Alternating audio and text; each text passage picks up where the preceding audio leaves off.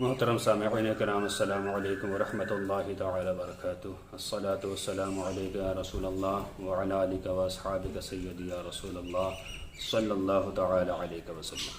سائل نے سوال کیا کہ حضرت، آج کل ہمارے مسلمان نوجوان اس بری عادت کے شکار ہو گئے ہیں کہ وہ بھی غیر مسلموں کی طرح ہاتھ میں کڑا پہننے لگے ہیں۔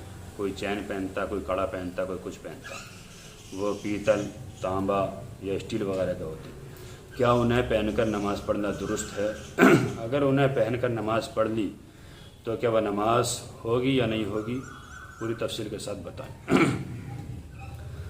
دیکھیے حضرات، مسلمان مرد کے لیے صرف ایک انگوٹھی 4.5 ماشا چاندی کی ایک نگ والی پہننا جائز ہے۔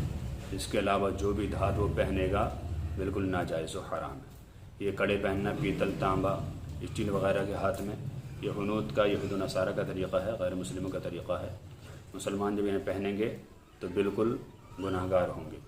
اگر اسے پہنے اسی حال میں نماز پڑھ لی تو نماز مکروہ تحریمی واجب الاعادہ ہوگی، یعنی ایسی نماز جو اس حالت میں پڑھی گئی ہو کہ اس کے ہاتھ میں کڑا ہو اور ایسی نماز پڑھ لی ہو تو گویا وہ اس کی نماز ہوئی نہیں۔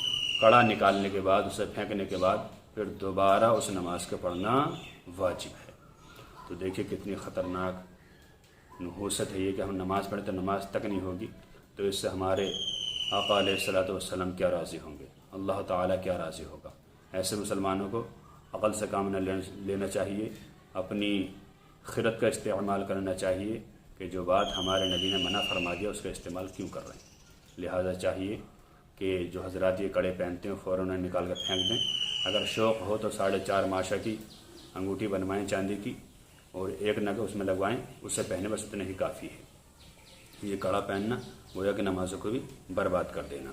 اللہ تعالیٰ سے دعا ہے کہ اللہ تعالیٰ ہمارے مسلمانوں کو، نوجوانوں کو ہدایت نصیب فرمائے، آمین۔ السلام علیکم ورحمۃ اللہ تعالی وبرکاتہ۔